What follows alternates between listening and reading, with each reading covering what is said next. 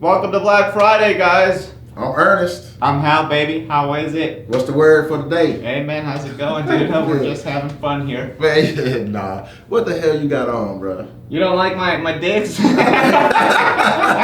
old light blue ass hat.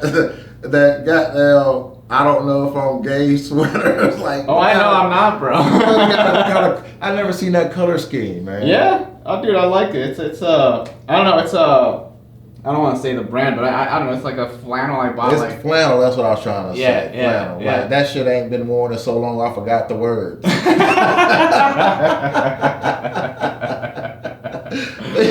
People say, where that shit, where you that from? It's Banana Republic. Yeah. Yeah. You know that store? Yeah. Yeah. Hey. No, I'm just saying, like, some people don't know. Some people don't know. Banana Republic? No, I don't know it. Some people don't really care about clothes, so they're like, what the fuck is a Banana Republic, you know? But you a Detroit Live fan? Yeah, so I have family in Michigan, so like I've always had like a kinship towards them, but you know they never really did anything, and I don't follow football that often either, but I just have it to represent, you know. Okay, I see you, Detroit, but nah, man, I like to swear the flannel. Yeah, I would wear it. Yeah, you'd wear it? Nah. No. But you do it, man. I like your style, man. Thanks, man. Shit, I like your style. Yeah. So what's been going on with you, bro? Oh, bro, just here, man. Grinding, doing shit, man. Let's talk about that show we just had, man. So we just did that Laughs on Repeat show. This episode of this podcast is sponsored by Laughs on Repeat. Laughs on Repeat. And you know, it's surprisingly that Laughs on Repeat sponsored an episode before this. Yeah, man. We didn't even know that was happening. Didn't even know it was happening, man. What they give us? Nothing. Nothing. But again, if you are a sponsor, place your ad here. Yeah. We need you, baby. Yeah. But I did send. I ain't gonna say his name because he ain't replied back to me yet. I sent like a DM? No, a request. Okay. You know what I'm saying? A proposal. Yeah. To somebody to sponsor it. So I'm just waiting. Was it that guy on Instagram? Yeah, I know him though. Okay. Yeah, I know him. He does some good work with veterans and wounded warriors. He liked the message, so he might be interested. Yeah. I'm gonna see what he gonna say. So when you see this, maybe reach out. Maybe. We can get some stuff sponsored, man, and work veterans, wounded warriors. Let's make it happen, bro. Hit me up. Hell yeah, bro. Let's do it, my man. Yeah. So we were that happened like maybe a week ago, right? Yeah, Laughs on Repeat, man. Volume 1 was everything I hoped it would be. You know what I'm saying? I'm still working out a couple kinks, man, but honestly, bro, I would say that show, it was my vision, my passion, but the support team that I have around me, man, that has just shown me a lot of love and help. To help me get to my vision is beyond. Yeah, man. Beyond words. Can't even say it, but I can say thank you, man. That's all you can do. I appreciate you all. You know who you are. And anybody else, man, you know me. I'm a giving guy, bro. Whatever you need, if I got it, I give it to you. Yeah, you take your shirt off your back, man. Yeah, and choke you with that bitch. But I would though, man. That's just how I am. So I like helping people. Yeah, no. So to see that so many people helping me and to create something that everybody loved, I thought it was a huge success. But back to the drawing board, you want every show to be a little than bit. the first. Just see what works, see what didn't, just move on, take what's good, and then just keep building shit. You know, I think that's the best way to do anything, right? Just the drawing board's always there. Yeah, and groundwork, man. Shoot, groundwork just to producing a show, it's a lot. It's a lot. Especially that one. That's pretty big. Yeah, it was. It was. You know, they wanted me to fill 2 hours, and you know, man, I produced, bruh. I just got a clip that came across Facebook the other day in the memories. You know how they show memories, and the first show that I produced at my homeboy Phil's house. You know what I'm saying? The picture showed up. It was everybody sitting on the floor in the kitchen. It was a freaking packed house. No, it's Double E Comedy, first show I ever produced. And I was like, bruh, from where I was, to where I am now, You know, it's a testament of God's faith, because I believe in God. Yeah. God's work and manifestation and hard work, right? Yeah, man. So that's what it's about. It's good shit, man. Yeah, I met your buddy Phil one time. Yeah. He seems like a cool dude. Yeah, Phil's a good dude. Yeah, man. but I think I saw you post something about one of your like shows on like that house show at some. I don't know. I was just going through some shit. I'm like, oh, dude, that's like an interesting. I never thought of like a house show. Yeah. For anything, because it's like, man, I don't want anybody to see my house. Yeah, man. That's why you gotta get white people. They let you in. They let you in. Let me in. They let people steal from their house, you know? Yeah, taking family photos off the wall and shit. You go to my house, I'm like, who are the white people up there? Oh, I got that from the house party. Hell yeah, that's how it is, bro. But it's fun doing that type of stuff. We got another one coming up on April 12th. Yeah. But yeah, it started from the house. And my homegirl Terry, I don't have any pictures from that. She let me do a couple at her house too. It's always fun, but it's called House Party Comedy Show. Mm-hmm. You know what I'm saying? Because I grew up, man, we used to have parties when I was in the Army. Yeah, I used to entertain a lot. Yeah. And so I was like, we're going to have this house party, but we're about to produce a comedy show and stuff too. Yeah. And I'm pretty sure there's some variations, but that's what I'm doing. Yeah, that's cool, man. Yeah. I wouldn't have never done that. Yeah. But yeah, you're right. Like, you're using other people's houses. That's cool. Yeah. And they're cool, man. They got to trust you. And Phil, that's another guy. You know, he's not a comedian. Yeah. He's a friend, but he supports the hell out of my shit. So I appreciate you, Phil. Yeah, if you got people riding with you, that's all you need, man. Yeah, I got a lot of supporters, man. I appreciate them. Shout out to my people. Yeah, dude. You know what I'm saying? Because it takes a team, bro. Mm-hmm. It takes a team. Yeah, it's a village, man. It's so many things, like so many moving parts and everything. It's like you can't do anything by yourself. It's crazy. Like, and it's something I've had to learn because I would always try to do shit by myself. And it's like, bro, if you want to just fail miserably, that's what's gonna happen. Shit. Yeah.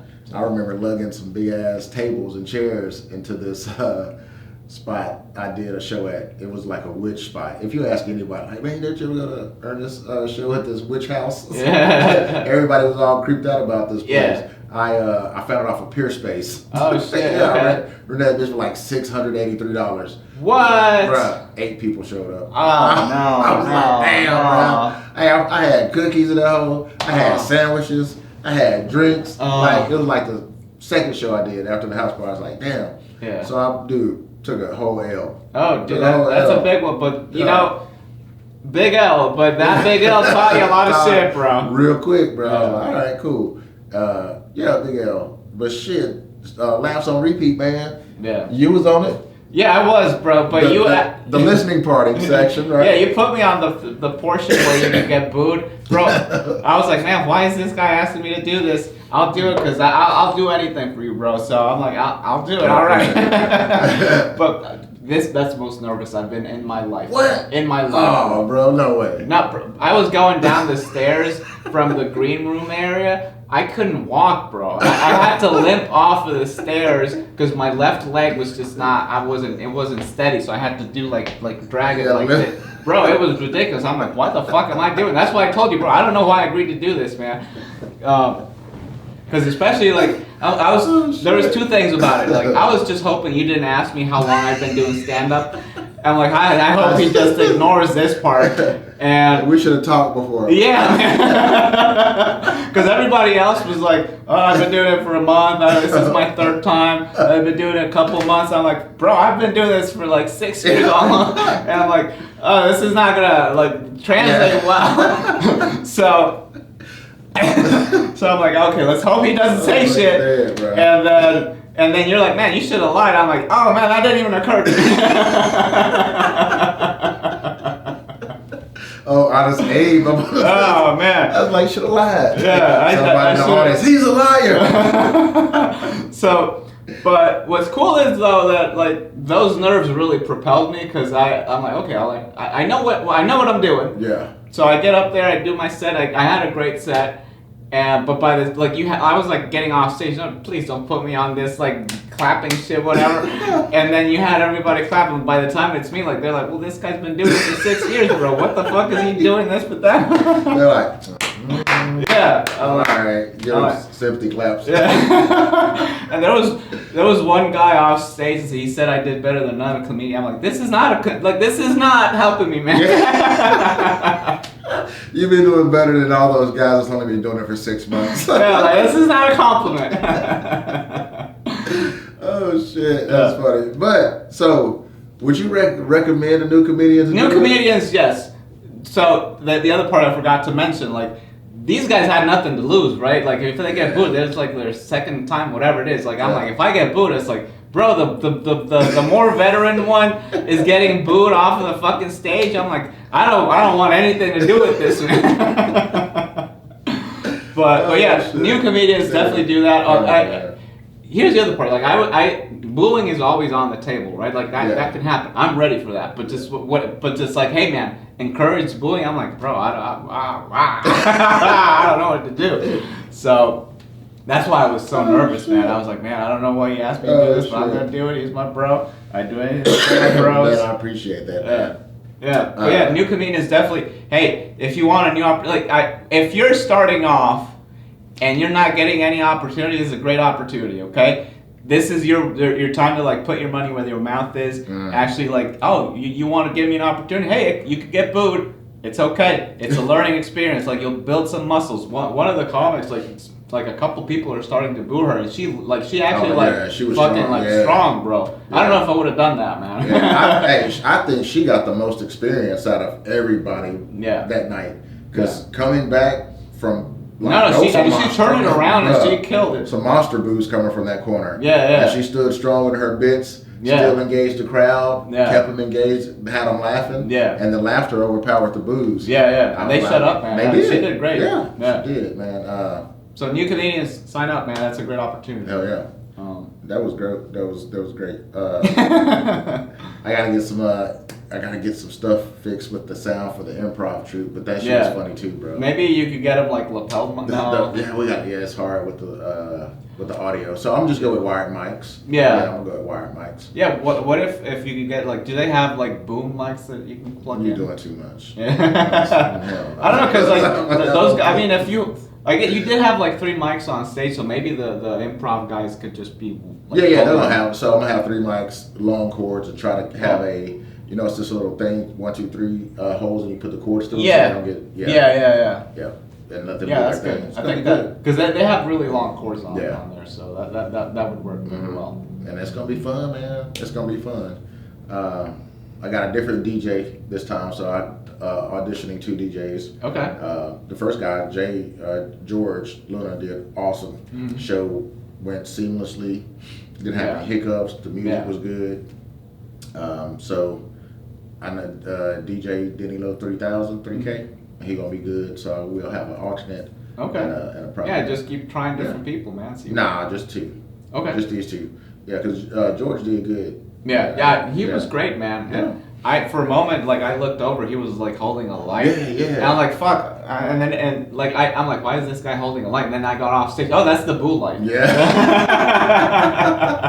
Yeah, because I got tired of walking back and forth with the light. I was like, how can I make this easier? Yeah. So I was like, hey man, start a timer. When you hit 1 minute, just raise the light up. That lets start. Yeah, I'm like, why is he lighting me? I just started my set. Yeah, I'm like, damn. But that shit was good. So with doing comedy, what do you think? Well, it's different for everybody. Yeah. But at one point in time, I wanted to open a comedy club. Yeah. And I'm like, man, a comedy club would be good. You can just go get your stage time anytime you want. Yeah. Invite who you want to come do time. But thinking back on it, like, that's a big commitment. No, so bro, that is one of the worst. I mean, so there's 2 points you could do, right? If you got a lot of money, that's great because you just. So the other part is like you're gonna be running it. Nah, that ain't me either. So you're gonna spend all this money and have someone so you're gonna be paying a lot of money for that. So that's. I said I ain't had the money, so that just cuts you out of the because comedy clubs are a lot of work, dude, and they generally don't make money.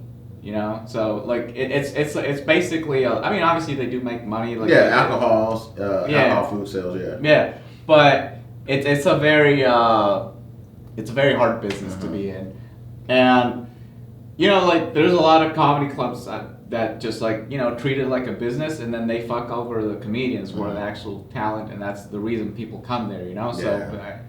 So but you're a comic, so if you wouldn't do it that way, Right, so, of course. So that's why, like, I know Joe Rogan talks about it, like about the mothership. Like he's like, hey man, I'm doing this so I break even. I don't want to make money off of this, because he knows that, hey man, I just want to treat the comedians right, and I want obviously the staff to do well. But he's not worried about like actually profiting. Yeah. So that's a different model, because he just wants it to break even. If you can do that, then that's great. But if like you're putting all your resources in there, and then especially if right now at this very moment you don't have the actual capacity to just put resources and have someone else run it for you, you're gonna be doing that, bro. And it's a lot. Like, you'll have stage time, but you'll also be stressed out of your mind, bro. Like running a business is a lot of work. So much work. Yeah, especially a comedy club too. Yeah.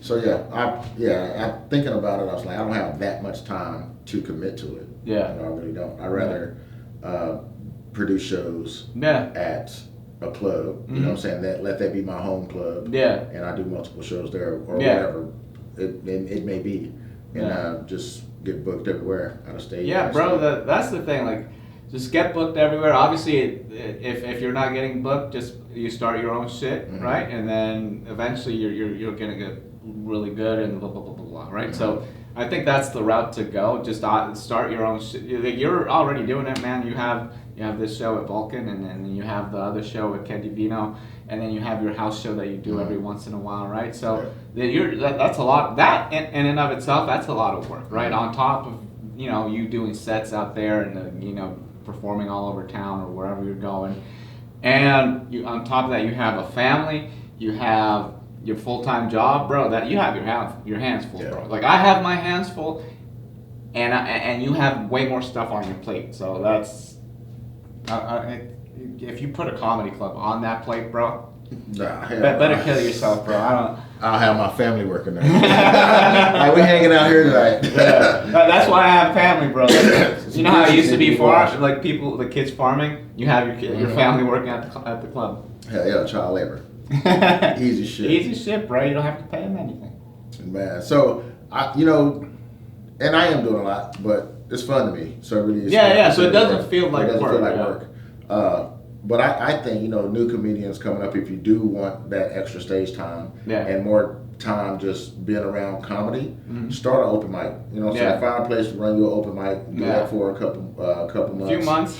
Because you'll get tired of the open mic real quick, and after that you'll be like, oh, I'll start my own show. Because I think an open mic is a very low stakes thing, right? Yeah. Because like all you're bringing is comedians here, and then you'll get to see, you'll learn a lot. You'll get to learn the muscle of hosting, it's a way different muscle too, right? Like, because it's not just you telling your jokes. You have to like, bring the whole crowd in, blah blah blah blah blah, and then make everybody feel comfortable. Blah, blah, blah. And so you'll learn that, and then eventually you'll be like, okay, I can do this now.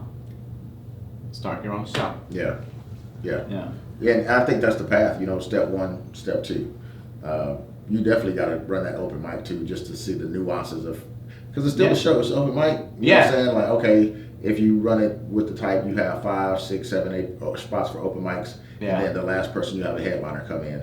Or if you just have 20 damn spots, you know what I'm saying? Going down the list, bringing people up. If you're going up each time in between comics, do a 15 seconds, or if it's shotgun style. You still got to coordinate with the venue.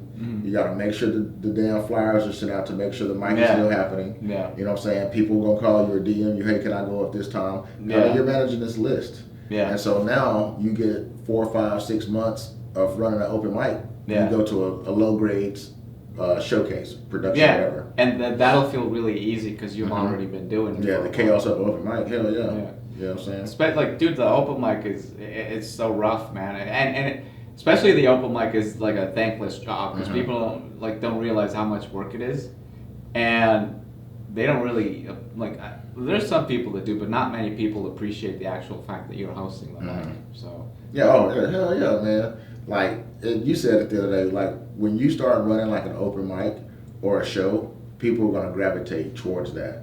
I was talking to a booker in Dallas. Mm-hmm.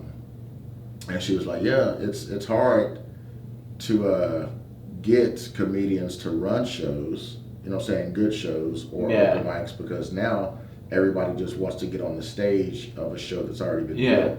And for me, I mean, I really can't attest to that, you know? Yeah, because you want to produce. Yeah. So, yeah. And I want to put people on. So I want to give people a stage. Yeah. You know what I'm saying? Yeah. That really don't get booked as often as they should, because I find them funny. Yeah. And still produce a great show.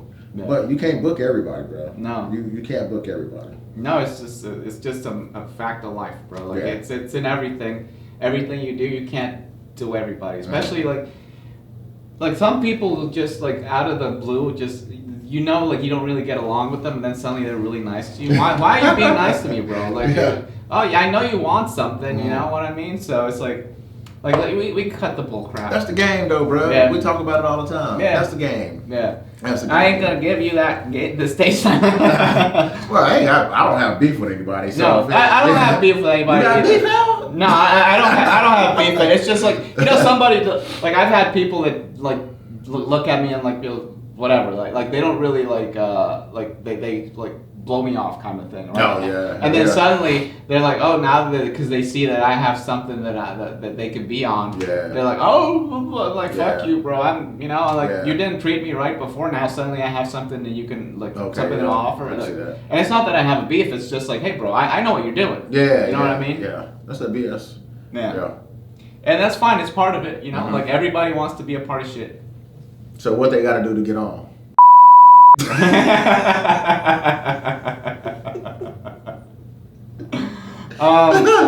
No, Daddy. Now, I don't know, man. If they really want it, just be a nice person to me, you know, like don't be a dick. Yeah, don't kiss your ass, but just be genuine. You know what I'm exactly. That's man. it, bro. You know, there's no need for the other. That's what I was saying. Just be who you are, bro. Yeah. Just be genuine. Like, and that's what it is on everything I love. That's what how you see me now is how you gonna see me next week. Yeah. You know what I'm saying? That's how I am. That's all it is, man. Like, I don't know if you've had this, but like sometimes I just felt like, oh man, I have to be on the whole time, and then like, but I can't just relax. You know, like, have you had that and like feeling where like you gotta PTSD. Really? I'm like that all the time. Not from comedy, no. No, it's just like, oh man, I gotta like put on this persona for like entertain. You know what I mean? And then suddenly it's like, you know, there's like with you, I can just fucking be myself and just relax. And then some people, I'm like, oh, I gotta like put on this face of like, hey man. So you know, that gets exhausting every once in a while, you know. And some people, I guess, you can't do that with. Yeah. Because you can't, man. But you know, I think we talked about this before. Just being a cool person to chill. Yeah, that fucking. That's it. Don't disrupt the flow. Yeah. You know what I'm saying? Don't disrupt the flow. Don't bring bad energy, and you'll be good. Yeah. But as soon as you do, nah, I'm good. Yeah, I don't need to deal with this bullshit, you know. Yeah, but comedy's fun, man. There's a lot of great comedians out here in Austin, bro. Yeah. I've seen, dude. I was at this damn. Matter of fact, last night, Wanderlust. Man, and this is what I want to start doing. I want to start shouting out like quality open mics that I go to. Wanderlust on Thursday. Yeah. Don't know your name, sir. I forget. Daniel Tercy. Bro, you run an exceptional open mic at Wanderlust. I love coming through those 4 minutes. It's quick. You know me. I like get them up, get them out. 4 minutes straight. Yeah. It's always 2 or 3 people from the Wanderlust wine that come over there and poke their heads in. Yeah. But this dude, I can't remember his name is. Either he followed me, but he told this black joke. And you know, like, bruh, this is comedy. You say what you want to say, but there's a way to package a joke. Yeah. You know what I'm saying? You just can't get up there and say no malicious, racist stuff that packages as a joke. That ain't gonna fly with me. No, it ain't gonna fly. But this dude was telling a black joke. I ain't gonna tell his joke. First time I ever said this, I yelled out loud. That's a damn joke. Like, I laughed out loud at the open mic. Dude, it was funny as hell. Yeah. And I was like, you know what, man? That's the first time I ever heard a joke like that. I want to put you on my show. Yeah. Bam, bam, bam. Got his stuff. I'm going to book him on the show. Yeah. That shit was funny. Okay. I'm going to put him on the first portion because you got to see what he got. Yeah. But shit like that, quality open mic Wanderlust. So new comedians, if you want to go to a quality open mic, go to Wanderlust on Thursday. Sign up at 7. Show at 7:30. And I ain't saying yo open mic ain't quality. I just ain't been there. So if I come to your open mic, don't hate me. Yeah. You saying my open mic suck? I ain't nobody, bro. I'm just saying what I think. Yeah. You get mad at me for what I think. He just gave a shout out for a good one, all right? That doesn't mean yours is shit. Yeah. If you feel offended, maybe it's because your mic is shit and you just feel whatever. You know? That's it. No, but there's some good ones out there, man. I need to get out to Austin a little more. Yeah, dude. There's a lot of good mics out there, man. I've been gravitating more towards the ones that have crowds, just because I just get more of feedback. You know what I mean? Like, cool. So yeah, speaking of feedback, don't mean to cut you off, but you're going right into it. Quality versus quantity. Yeah. What do you for open mic? How you play that? I think both are pretty good. Mm-hmm. Like, so this is how I use mics that just have comics in there. Like I use it to just say the thing out loud for the first time. I don't give a shit. I used to be like, hey man, I want to kill for the comics or whatever. I'm done with that, bro. I don't care. Yeah. I just want to get it out of my mouth because like sometimes I rehearse. No Diddy. Like sometimes I rehearse and there's sometimes I just don't have time for rehearsal, so I go to the mic just to say it for the first time. You know what I mean? And that's what the ones with comics are good for. And if people like think that they can't respect me or whatever because this is not a good joke or whatever. I'm just tired. Who is this Hal? I'm just tired, bro. Who's this Hal? All of us getting booed off the stage. Like, you know what? Fuck it. No, bro. It's just you know what? Like I had a set yesterday, and then I like to package my shit in a way where it's digestible. Yeah. And then put it like there were some things like, you just gotta do this joke because this is the joke that makes me seem likable. And then I'm like, oh, fuck it, bro. I don't give a shit. You're starting to find your voice again. Yeah. That's where I'm at. Like I'm almost there. Like I don't think I even have it yet. You're right. It's weird, man. I was telling Andrew, our producer. Yeah. Like shout out Andrew. Shout him out. K-Knock at Photography. How do you say your last name, bro? Knapich. Andrew Knapich, bro. In America's Knapic. Can I pick? Yeah. But hell yeah. Crazy shit, man. So quality over quantity. So I think there's a little bit of if you're not comfortable on stage, fucking do as many mics as possible. So everybody says the quantity is very important, and that it is so important. Like especially if you're just performing, if you're just like an actual like professional comedian, just constantly just performing in front of crowds that always give you like honest feedback that you can work with. That's fucking amazing. If you can do 6-7 sets a night, fucking beautiful, right? Like I want to be at that point pretty soon, however soon that is. But if you're just doing open mics and you're just doing it in front of comics, bro, do it in the beginning. Do them as much as you can, because like you got to be comfortable on stage, right? Like you need the comfort on stage. You got to be telling stuff as if you were just talking to your friends. Yeah. That's how it's got to be. It's just as simple as that. If you're not comfortable on stage, just do more reps, right? Now there becomes a certain point. If you're just performing in front of comedians, it's gonna get pretty bad because they do laugh sometimes, but at the same time, like. So I know I've done jokes where I know these jokes work, nothing, bro. And if you really base your thing off of that, then you're probably gonna throw that joke away. So it's a little mixed, right? So there comes a point where like you do need quality time. Like for example, like if you're in a smaller scene, have you ever been like gone just to, like when you travel and just go to a smaller scene and see like? Nah, Colorado Springs, smaller than Austin, so yeah. Yeah. So if you go like, I don't know if in this case it applies, but like if you got like 3 or 4 mics a week, for the most part, the mics that are happening, most of them will have a crowd. So like you can learn a lot of shit with that, you know, like because at the end of the day, that's who tells you if it's funny or not. The audience, right? So if you have that, so obviously I think quantity will help a lot, but obviously you do need quantity as well. You need quality, bro. Yeah. Because the more quality you can get in every single experience, the better. Yeah. So for me, man, I understand in the beginning stages, you need to get on a stage as much as possible. Yeah. As much as possible. Yeah. But it comes a point in time where you have to be selective on open mics that you go to, right? They're diminishing returns, bro. Yeah, like a bucket pool, I'm not doing that. Like, I'm not going to go and wait on a sure happenstance that I get pulled. Yeah. Where I can go to another mic, show up early, get signed up, go to another one, sign up, and play the piggyback, back and forth type thing, right? Yeah. So one, I'm not doing a bucket pool because I'm not gonna wait unless it's like Kill Tony and it has a bigger, like a bigger reward. Yeah, bigger reward.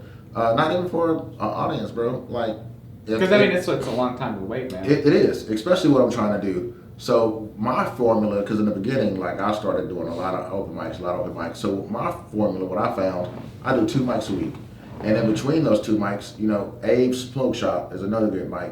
Bro, where we go? 10 minutes, 12 minutes? Yeah, that's like, you could work out like 3 bits during that time. Yeah. And some of the comedians are paying attention because it's a small room. Yeah. They laugh. So that's a quality mic that you can just go work your stuff out. And even when they're not paying attention, you can still get it. Yeah, you can. So if I go on a mic on Monday, I'm going to work my shit out Tuesday and Wednesday. What I want to. I'm going to rehearse it. I'm going to refine it. I'm going to go to another mic on Thursday. Same shit. I'm going to work it out, see where it's at. And then if I got a show on Friday, I'm going to deliver it. Yeah. You know what I'm saying? If I go to a mic on Monday, Tuesday, Wednesday, Thursday, by the time I get home, I'm not going to have time to work on these damn jokes. Like, to work them and get them to where I need them. Yeah. So for me, at this stage and where I'm at in comedy, quantity ain't working for me. Yeah. You know what I'm saying? Yeah. Gotta be quality. Bro, there's there's a mic in San Marcos that is phenomenal. There's only one thing I don't like about it, and it's that they're recording it and then putting it on a podcast. And they don't even tell you that it's happening. You know what I mean? That's kind of illegal that they're doing that. Yeah. But the show, like the actual, there's a crowd there, and you can really tell. Like I went this week, I bombed, but I killed it at the same time. My jokes bombed, but I was having fun with the fact that they were bombing, so everybody was laughing. So,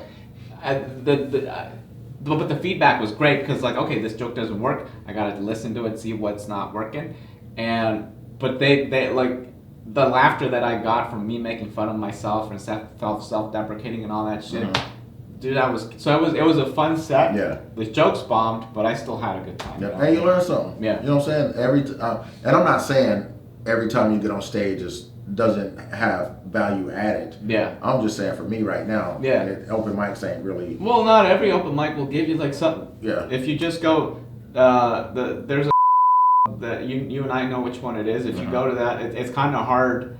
They like doing a set there at an open mic. It's really hard, bro. Like the audience is dead, and I don't know if it's gonna. Like I've done well there a few here and there, but sometimes when I do well there, the stuff that I take somewhere else doesn't really work. You know, so I don't know how to gauge it at those mics. So it's interesting. It is. But I completely agree, man. Like the quantity. I mean the quality is so important. It's I mean obviously that should be the best, your first factor, and then quantity obviously like is very important too, because like especially like just starting out, man, like you need that. You know, if you're also like you have standards, right? Like there's a certain standard you're trying to meet. So if you're not meeting those standards, and if you're just like here doing like 7 sets in one night, but all those 7 sets it's like you want to kill yourself after each one. Like because a lot of it is confidence, and if it's shattering your confidence, like what am I doing here? Yeah. So there could be the argument of like, hey man, maybe don't let it affect you, and that's true, right? But yeah. I like the fact that I see these new comedians out here grinding, and they reach out and they ask questions. Yeah. You know what I'm saying? Because I see that. Like when I was starting out, I was asking a lot of questions. Yeah. And a lot of people didn't give me no damn answers, bro. Yeah. People. You know what I'm saying? I had to find out a lot of shit the hard way on my own. Yeah. And then I met this homegirl, Destiny. I seen her Funny story, man. Everybody see Destiny on my shit. How like I fucks with Destiny, man. Yeah. I'll tell you why. Smart girl, bro. Yeah, like, no, smart, she's like really she's smart, a hustler, funny. man. She's a hustler, ambitious. Like she on her shit. And so I was like, damn, I'm gonna ask this girl because I met her at Delilah's front porch. Mm-hmm. First time I ever met her, I was doing a set and stuff. She was laughing, you know what I'm saying? I was like, cool. So I met her after the show. Met her then. Instagram, talked for a few seconds or whatever. Yeah. And just became cool, man. But asked her some questions. She laid it out for me, like, hey, man, you know what? And this was a year later. You know what I'm saying? She was like, I see what you're doing, whatever. This is how you can do this. This is how you can do that. Yeah. Gave me a playbook. And I was like, damn, that's what I needed. Yeah. Like, that's what I needed. Yeah. And because you could wander out a lot on these open mics and nobody telling you shit. Well, just in show producing. Oh, okay. Show producing, marketing, and stuff like that. Yeah. You know what I'm saying? Because, now it's not how to run an open mic. It's not how to run a show. It's like, how can I maximize this production? Yeah. You know what I'm saying? In all facets of marketing, social media, Eventbrite, Facebook ads, old school freaking flyers and stuff like that, And what has worked for her, what didn't work for her, she told me. And I really appreciate it a lot. So when comedians ask me, I'm not giving them all her secrets, you know what I'm saying? But stuff that I've learned on my own or taught myself, here you go, bro. Yeah. Like books that I read or whatever, here you go, bro. Yeah. Like this is what worked for me, what didn't work for me. Yeah. Here you go, bro. I'm gonna give it to you, or girl, here you go. Yeah. You know what I'm saying? I'm not like have what it is, but do your thing. Yeah, I completely agree with you, man. Because I had the same experience, and I've had plenty of times where like, hey, man, just figure it out. I'm like, that doesn't really help, man. Yeah. I mean, sure, I guess people that's the way they did it, so they don't really like sharing it with other people because they feel that other people need to go the same way, the same route, and just like bump into everything, which look, I respect that, right? Yeah. Like, but at the same time, like, hey, man, we could do this faster. Yeah. It's like everybody can do this faster. Yeah, and I don't look at it that way, right? Yeah. So I look at it as if I give you this piece of information and you take it, utilize it, and you make it better than what I have it, and now you get a show in Wisconsin or whatever in front of 500 people, like, damn, Ernest helped me out, he put me on, I want to put him on the show. Now, I go there, I perform in front of your fans, I create a fan base for myself, and we continue to grow. Yeah, everybody's That's how I helping see it. each other, dude. Yeah, so. Yeah. I think helping other people out is really crucial, man, because I don't know, man. It just some people don't like to do it for some reason, and I get it. Look, you like we just said, like nobody helped them, so they feel like they have to do the same thing, and I don't know if that's how it should be, So. Well, I got a disclaimer too. I'm not gonna give you this information if I don't see you working for it. Oh yeah. Like, don't. Yeah, like.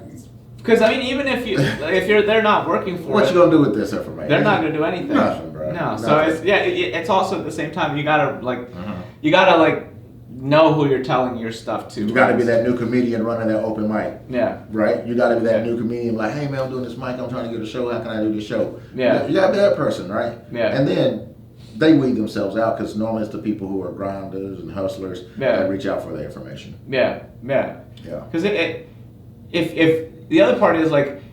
Advice is a tricky thing, right? Because if you don't see the people do it, and then you can tell them, but if they're not actually doing it, they're not. It's like going on wasted ears, right? Yeah. It's like they're not going to use it, or if they try to use it but they're not doing it, it's gonna fall flat at some point. So yeah. So before we wrap this thing up, man, I want to say to level up, to gain more experience with the production side and more stage time as a host and as a comedian. First step is, hit your open mics. See what an open mic is. Talk to some of the comedians that are running open mics. Get a feel for it. Find you a venue. Run your own open mic. Get you a taste for that. Do it for a couple months. Yeah. You want to produce a show? Produce one on a small scale. Yeah. Maybe at the same place that you run your open mic. Yeah. Make it an incentive. You come to my open mic, the best set from the open mic gets a spot on my show that I do monthly, market it that way. Yeah. And then you just move on up to bigger stuff, bro. So as a new comedian, somebody asked me that's what I would say. That's the route I would take. Yeah, I agree with that, man. That's a good step-by-step process that they could do just to see, okay, maybe they might not like it, but at least it's a route they could take. You know what I mean? And it's definitely something that will show them the way at least. So, and then every way is different. You know, like everybody's got a different path. Yeah, my way ain't the right way, just how I did it, man. Shit. But I like that. I agree with that. That's good. That's good. That's a good path that they can take, and it's a good they learned a lot doing it. Most definitely. Yeah. Most definitely. And you want to wrap this up? Baby? Hey, well, this has been the Black Friday podcast. I'm Ernest. I'm Hal, baby. We out. How long was that?